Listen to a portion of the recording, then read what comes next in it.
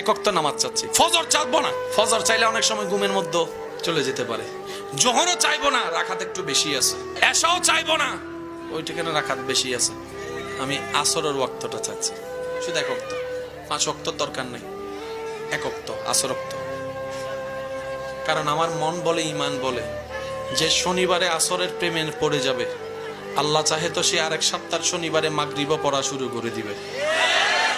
আর যে মাগরিব পড়ে দেখাবে সে বলবে যে এশা আর কতক্ষণ, অপেক্ষা করেই ফেলি, ওজুটা রাইখাই দিয়ে এশাও পড়ে ফেলবো।